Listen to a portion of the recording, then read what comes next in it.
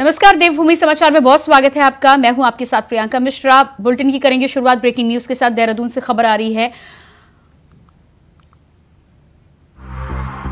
गौ सदनों के विस्तार और निर्माण को लेकर बैठक। गौ सदनों के विस्तार और निर्माण को लेकर बैठक। मुख्य सचिव डॉक्टर एस संधू ने सचिवालय में ली बैठक। गौ सदनों के विस्तार और निर्माण को लेकर बैठक। मुख्य सचिव डॉक्टर एस संधू ने सचिवालय में ली बैठक। निर्माण कार्यों को समय पर पूरा करने के आदेश। निर्माण कार्यों को समय पर पूरा करने के निर्देश। हाइड्रोलिक वाहनों की समुचित व्यवस्था के निर्देश। जिला योजना में गौ सदनों के लिए बजट मद की व्यवस्था के निर्देश। देहरादून से खबर, गौ सदनों के विस्तार और निर्माण को लेकर की गई बैठक।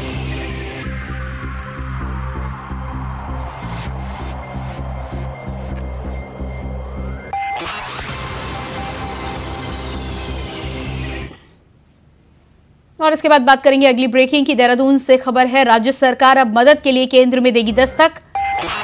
1100 करोड़ रुपए की मदद की होगी मांग। 1100 करोड़ रुपए की मदद की होगी मांग। सरकार भूस्खलन, भूसंगाव, बाढ़ जैसी आपदाओं से राज्य को भारी क्षति के बाद विभागों के साथ होगी बैठक। भूस्खलन, भूधसाव, बाढ़ जैसी आपदाओं से राज्य को भारी क्षति, विभागों के साथ बैठक कर प्रस्ताव को देंगे अंतिम रूप। प्रस्तावों की तैयारियों में जुटा शासन प्रशासन। निजी और सार्वजनिक संपत्ति को भारी क्षति। निजी और सार्वजनिक संपत्ति को भारी क्षति। देहरादून से खबर,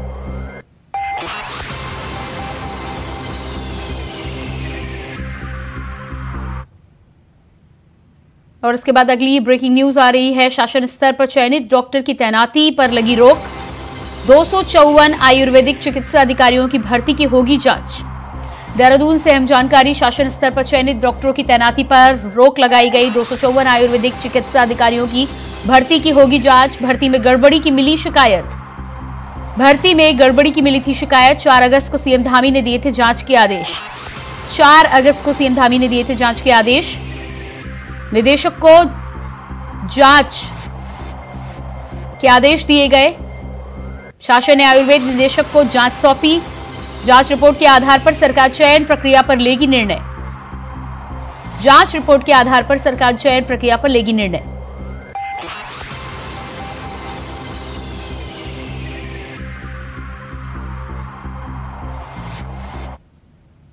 और अगली खबर भी देहरादून से सामने आ रही है। जिला सहकारी बैंकों में भर्ती मामलों में सरकार लेगी निर्णय। चौकीदार और गार्ड भर्ती मामले में जल्द ही होगा निर्णय। देहरादून से खबर, जिला सहकारी बैंकों में भर्ती मामले पर सरकार लेगी निर्णय। चौकीदार और गार्ड भर्ती मामले में जल्द ही सरकार के द्वारा लिया जाएगा निर्णय। देहरादून उधम सिंह नगर पिथौरागढ़ में हुई गड़बड़ी की पुष्टि। देहरादून उधम सिंह नगर पिथौरागढ़ में हुई गड़बड़ी की पुष्टि। मुख्यमंत्री कार्यालय को मिली जांच की रिपोर्ट। 150 से ज्यादा अभ्यर्थियों की नियुक्ति हो सकती है रद्द। 150 से ज्यादा अभ्यर्थियों की नियुक्ति हो सकती है रद्द।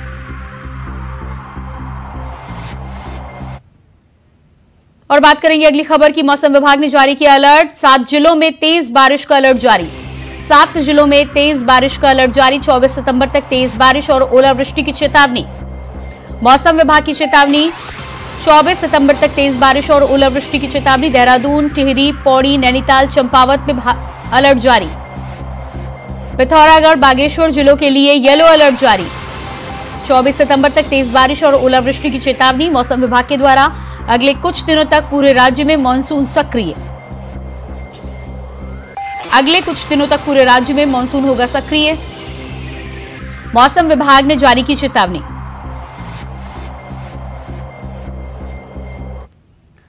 और अब बात करेंगे अगली ब्रेकिंग की। देहरादून से आ रही है, मध्य क्षेत्रीय परिषद की महत्वपूर्ण बैठक। आगामी 7 अक्टूबर को होगी बैठक।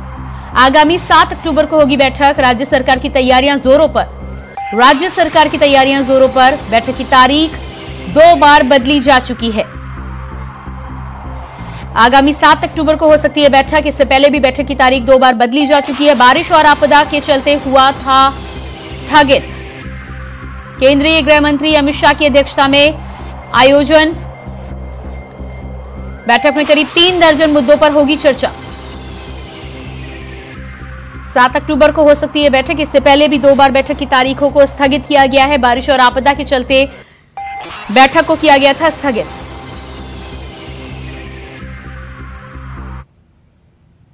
और बात करेंगे अगली खबर की देहरादून से। ये अगली खबर है, कांग्रेस करेगी मुख्यमंत्री आवास का घेराव। कई अलग अलग मुद्दों को होगा घेराव। कई अलग अलग मुद्दों को लेकर किया जाएगा घेराव। अंकिता भंडारी हत्याकांड, डेंगू, बेरोजगारी, महंगाई के मुद्दे शामिल। कई अलग अलग मुद्दों पर कांग्रेस करेगी सरकार का घेराव। प्रदेश महिला कांग्रेस अध्यक्ष के नेतृत्व में होगा प्रदर्शन। प्रदेश महिला कांग्रेस अध्यक्ष के नेतृत्व में होगा प्रदर्शन। पूर्व सीएम हरीश रावत सहित पार्टी के सभी वरिष्ठ नेता होंगे शामिल। प्रदेश महिला कांग्रेस अध्यक्ष के नेतृत्व में किया जाएगा प्रदर्शन।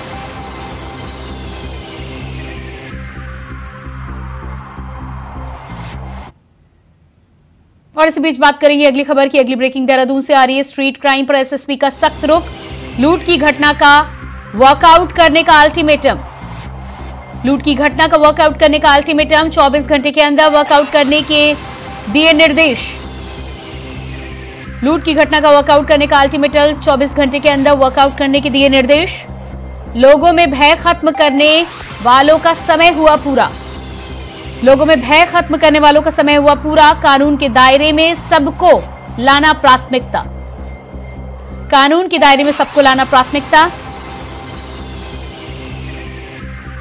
अपराधियों पर कड़ी कार्रवाई के दिए गए निर्देश। 24 घंटे का अल्टीमेटम।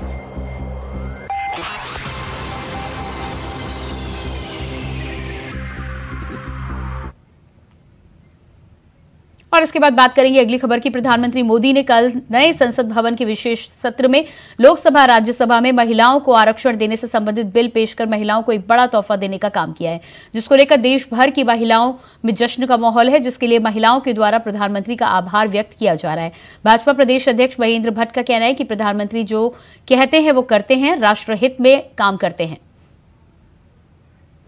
देखिए, अनेकों प्रकार के सवालों को खड़ा करके कांग्रेस इस बिल को इतने लंबे समय तक रोक के रखा है। नैतिक बल नहीं था बिल को पास कराने का। आज मोदी जी ने उन सब बाधाओं को दूर किया है। ये ठीक है कि समय के साथ संविधान में अनेकों परिवर्तन किए जा सकते हैं। लोकसभा है, लोकसभा के अंदर अनेकों बार संविधान बनते हैं, उन संविधान में संशोधन की गुंजाइश रहती है।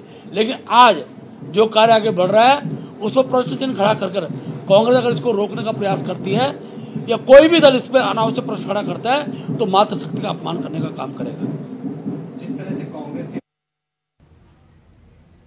भाजपा प्रदेश अध्यक्ष महेंद्र भट्ट ने पूर्व मुख्यमंत्री हरीश रावत के बयान पर पलटवार करते हुए कहा है कि पूर्व मुख्यमंत्री हरीश रावत इन दिनों सिर्फ सोशल मीडिया पर ही एक्टिव नजर आ रहे हैं। उनकी तरफ से जो बयानबाजी की जा रही है वो पूर्व मुख्यमंत्री की गरिमा को गिराने का काम कर रही है। साथ ही साथ उन्होंने कहा कि उनके पास ऐसे कोई तथ्य नहीं है जिसको लेकर ये तमाम आरोप लगाए जा रहे हैं।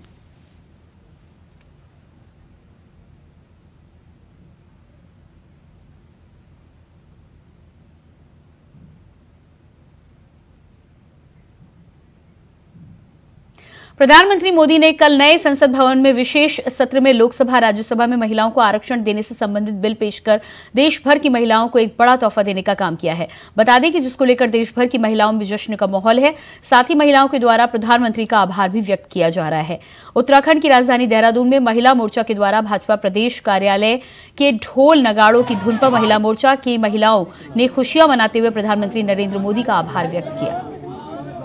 बहुत खुशी की बात है और पूरे भारत की मातृशक्ति में खुशी की लहर है। जो बहुप्रतीक्षित मांग थी आज वो मोदी जी ने पूरी कर दी है और लोकसभा में महिला विधेयक, नारी शक्ति वंदन विधेयक ला करके उन्होंने सारे मातृशक्ति को खुश कर दिया। और जो महिलाएं चाहती थी कि हमारा प्रतिनिधित्व लोकसभा और विधानसभा में हो, उसका जो प्रतीक्षा थी वो पूरी हो चुकी है। और अब महिलाओं को अपनी जो मातृशक्ति है, उनकी जो बातें होती हैं, उनकी जो समस्याएं होती हैं, उनकी आवाज लोकसभा और विधानसभा में।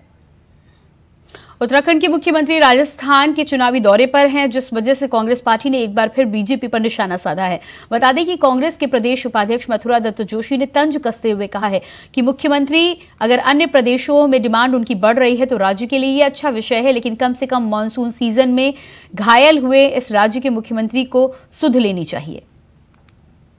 अब ये भाजपा का अपना अंदरूनी मामला है। सीएम साहब भाजपा के स्टार प्रचारक भी हैं। आज के अखबार में पढ़ रहा था कि सीएम साहब की डिमांड बहुत है। उत्तराखंड के सीएम की अगर डिमांड है तो अच्छी बात है। दो सपूत उत्तराखंड में पैदा हुए हैं। एक उत्तर प्रदेश में मुख्यमंत्री हैं, उनकी डिमांड है, दूसरी धामी जी की डिमांड है। लेकिन इतना है कि राज्य के हालात पर भी ध्यान देना चाहिए, राज्य की स्थिति पर भी ध्यान देना चाहिए। आपदाग्रस्त राज्य है अभी और तमाम समस्याएं यहाँ पर भी बनी रहती हैं। अगर मुख्यमंत्री जी दूसरे राज्यों के बजाय अपने राज्य में ध्यान देंगे तो और।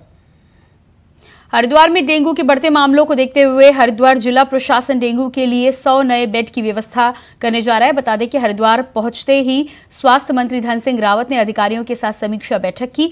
अलग अलग नगर निकायों में डेंगू का हाल जाना, तो वहीं मंत्री धन सिंह रावत ने अधिकारियों और कर्मचारियों को फॉगिंग का काम युद्ध स्तर पर करने के निर्देश दिए हैं।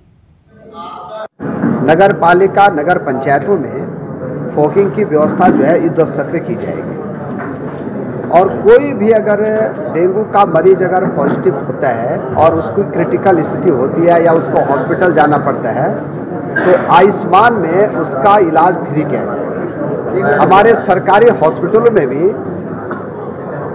डेंगू के मरीजों का इलाज सबका निःशुल्क किया जाएगा और 100 बेड हम हरिद्वार जिले में डेंगू के लिए अलग से व्यवस्था भी बना रहे हैं ताकि कोई भी मरीज आता है तो उसको जो है तुरंत बेड की जो है। साल 2019 में स्मार्ट सिटी की नींव उस वक्त के तत्कालीन मुख्यमंत्री त्रिवेंद्र सिंह रावत ने रखी थी और 2022 तक देहरादून स्मार्ट सिटी में तब्दील हो जाएगा, ऐसे वादे जनता से किए गए थे। लेकिन आलम यह है कि अब साल 2023 भी लगभग खत्म होने की दहलीज पर है, लेकिन स्मार्ट सिटी के कार्य अभी तक पूरे नहीं हुए हैं। कार्य जल्दी हुए इसके लिए कई विभागों के पास इसकी जिम्मेदारी सौंपी गई है, लेकिन अभी तक कार्य पूरे ना होने पर अधिकारी एक दूसरे पर आरोप प्रत्यारोप करते नजर आ रहे हैं। मैं जैसे पहले भी बताती आई हूँ, शहर में जो 8.5 किलोमीटर की रोड है हमारी स्मार्ट सिटी की, बस वही कार्य अपूर्ण है आज की तारीख में और उसका कार्य तेजी से चल रहा है। सभी रोड पे आप देखेंगे कार्य चल रहा है। इसके अलावा जो शहर में काम चल रहा है वो पीरगुड़ी के द्वारा, जैसे रिस्पना की रोड हो गई, रिस्पना वाले एरिया हो गया, जोड़ी वाला शहरा वाली रोड हो गई, वो सारे जो है वो पीरगुड़ी ऋषिकेश की विंग के द्वारा किए जा रहे हैं। इसके अलावा कुछ कार्य यूएसडीए द्वारा और कुछ कार्य कैबिनेट द्वारा महिला आरक्षण बिल को मंजूरी देने के बाद उत्तराखंड अल्पसंख्यक आयोग के उपाध्यक्ष और बीजेपी के वरिष्ठ नेता मजहर नईम नवाब ने महिला आरक्षण बिल को मंजूरी देने और इसे लोकसभा में पेश करने के लिए प्रधानमंत्री नरेंद्र मोदी समेत पूरी कैबिनेट का आभार व्यक्त किया है। साथ ही कहा है कि प्रधानमंत्री मोदी ने हमेशा से नारी शक्ति का सम्मान किया है और देश की आजादी के अमृतकाल में प्रधानमंत्री के द्वारा इस ऐतिहासिक फैसले से पूरे देश की महिलाओं में आत्मसम्मान बढ़ा है। 70-75 वर्षों में देश को आज़ादी के बाद महिलाओं को पहली बार उनका हक प्रधानमंत्री श्री नरेंद्र मोदी जी ने दिया है और जब ऐसा लगने लगा कि प्रधानमंत्री इस पर जो है कानून लाना चाहते हैं और इस पर प्रधानमंत्री काम कर रहे हैं तो कांग्रेस 3-4 दिन से एक मांग उठाने लगी कि कांग्रेस महिला आरक्षण बिल लाना चाहिए भारतीय जनता पार्टी की सरकार में। लेकिन जिस तरीके से बिल आया है और बिल की जो ड्राफ्टिंग की गई है और बिल की ड्राफ्टिंग करते हुए जो कानून बनाने की बात की गई है, ये एक ऐतिहासिक। रामनगर के ग्राम ढिकुली क्षेत्र में एक युवक का शव मिलने की सूचना के बाद इलाके में हड़कंप मच गया। मौके पर पहुंची पुलिस ने शव को कब्जे में लेकर उसकी शिनाख्त की शुरुआत की है, जिसकी पहचान विजय कुमार इंदिरा कॉलोनी रामनगर के निवासी के रूप में हुई है। मृतक युवक की बहन किरण ने अपने भाई की हत्या की आशंका जताई है। उसने कहा है कि उसके भाई के अवैध संबंध थे जिसके चलते ये हत्या की गई है।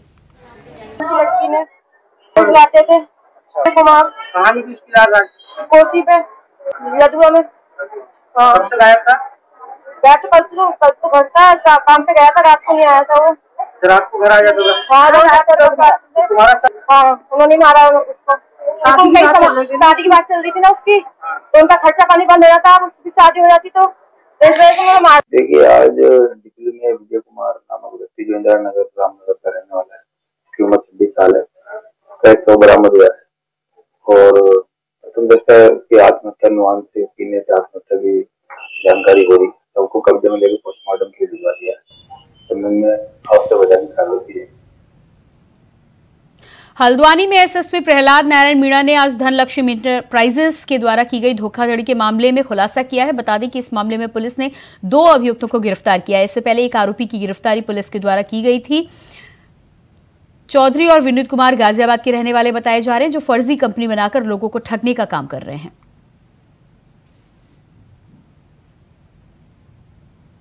देखिए, पूरे स्टेट में अभी फ़िलहाल 307 एक्टिव केसेस हैं और यहाँ पे डेंगू मैनेजमेंट के संबंध में मैंने सभी वार्ड्स यहाँ पे विज़िट किए, पीडियाट्रिक वार्ड भी विज़िट किया और बाकी जो दूसरे डेंगू पेशेंट्स एडमिटेड थे उनसे वार्तालाप भी की और रिपोर्ट मैंने एलाइजा के संबंध में टाइमली रिपोर्ट प्रस्तुत करने के लिए प्रोफेसर साहब को, डॉक्टर साहब को निर्देशित किया है।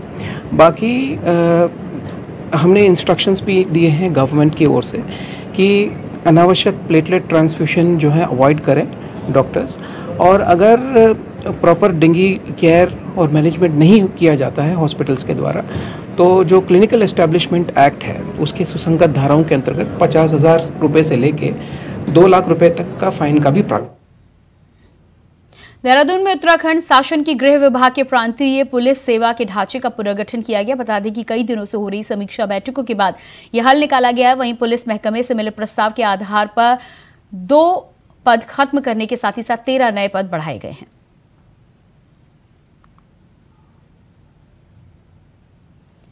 केदारनाथ धाम में भू स्वामित्व के साथ भवन देने समेत विभिन्न मांगों को लेकर तीर्थ पुरोहितों ने सोमवार को आमरण अनशन की शुरुआत की। आपको बता दें कि तीर्थ पुरोहितों के द्वारा अपनी मांगों को लेकर धरने पर बैठा गया है। हालांकि बाजार समेत होटल और लॉज खुलने से तीर्थयात्रियों को कोई परेशानी नहीं हो रही है, तो वहीं केदारनाथ के आह्वान पर केदारपुरी में बंद प्रतिष्ठानों को खोल दिया गया है।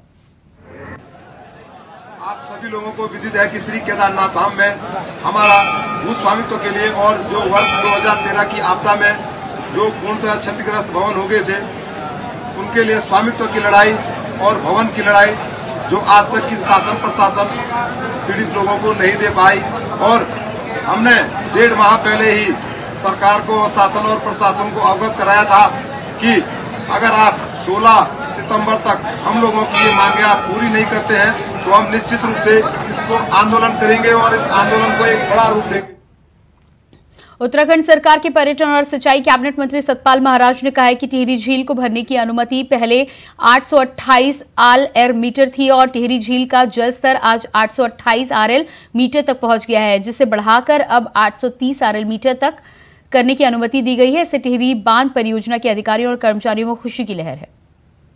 और मैं बताऊंगा कि 828 ईएल मीटर जो है हमारा ये इसकी हाइट थी, अब हमने उसको बढ़ा करके 830 कर दिया है और इसमें अनुमति प्रदान की है। और इसमें हमने 252 करोड़ की राशि टीएसडी से अवमुक्त कराने के आदेश हमने मंत्री जी से दिलवाए हैं और वो पैसा मिल रहा है। मैं बड़ा स्पष्ट करना चाहता हूँ, जो अधिकारी पैसे बांटने में रिहेबिलिटेशन के अंदर देरी करेंगे वो दंडित होंगे और उन पर कार्रवाई की जाएगी। ये जलाशय भरा है, लोगों को हमने विस्थापित किया है, ये विस्थापितों की सेवा है, विस्थापितों की कुर्बानी है, विस्थापितों की तपस्या है, जिससे आज यहाँ इतना बिजली का जो है उत्सर्जन हो रहा है, बिजली बन रही है। तो मैं ये कहना चाहूँगा कि उनका जो हिस्से का पैसा है उसमें रुकावट नहीं आनी चाहिए। प्रत्येक अधिकारी को मैं कहना चाहता हूँ जो इसमें संलग्न है, कोई भी रुकावट ना डाले, तत्काल पैसा मुक्त करें। डेंगू के बढ़ते मामलों को लेकर राज्य को भी बेहद गंभीर माना जा रहा है। स्वास्थ्य सचिव डॉक्टर राजेश कुमार ने बीती शाम सुशीला तिवारी और बेस अस्पताल का निरीक्षण किया है। इस दौरान उन्होंने डेंगू के सभी वार्डों में जाकर मरीजों का हालचाल जाना, साथ ही अस्पताल प्रशासन को डेंगू मरीजों का बेहतर उपाय करने के निर्देश दिए हैं। बात करेंगे अगली खबर की। सेलाकुई स्थित दून बिजनेस स्कूल में रैगिंग का मामला सामने आया है। बता दें कि पीड़ित छात्र ने इस संबंध में वीडियो जारी कर अपनी व्यथा सुनाई है। तो वहीं रैगिंग के बाद द्वितीय वर्ष के छात्रों के साथ की गई। सीनियर छात्रों ने युवक को इतना पीटा कि उसके शरीर पर नीले निशान पड़ गए। घटना 2 दिन पहले की बताई जा रही है। साथ ही जब छात्रों ने इस संबंध में प्रबंधन से शिकायत की तो कॉलेज प्रबंधन ने आरोपी छात्रों के साथ ही साथ पीड़ितों पर भी कार्रवाई कर दी। रैगिंग करने वाले छात्रों को 30 दिन जबकि पीड़ितों को 21 दिनों के लिए कॉलेज से निष्कासित किया गया है। बुलेटिन में फिलहाल रुकते हैं एक छोटे से ब्रेक के लिए, जल्द हाजिर होते हैं। ब्रेक के बाद स्वागत है आपका। बात करेंगे अगली खबर की। स्वास्थ्य मंत्री धन सिंह रावत दून अस्पताल पहुंचे, जहां उन्होंने मेडिकल कॉलेज में नए जन औषधि केंद्र का उद्घाटन किया। इस दौरान स्वास्थ्य विभाग से जुड़े तमाम आला अधिकारी भी इस मौके पर मौजूद रहे। जन औषधि केंद्र के माध्यम से जेनेरिक दवाइयां सस्ती दरों पर मरीजों को उपलब्ध कराई जाएंगी।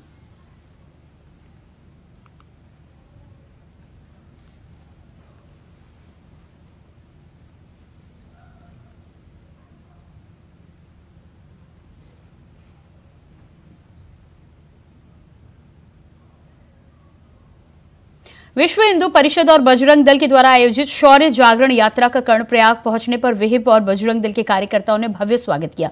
इस दौरान विहिप और बजरंग दल के कार्यकर्ताओं ने नगर में बाइक रैली निकाली। साथ ही कर्णप्रयाग मुख्य बाजार में आयोजित नुक्कड़ सभा में विहिप और बजरंग दल के कार्यकर्ताओं ने कहा कि सनातन धर्म को बचाने के लिए 130 करोड़ हिंदू आज एक हो गए हैं।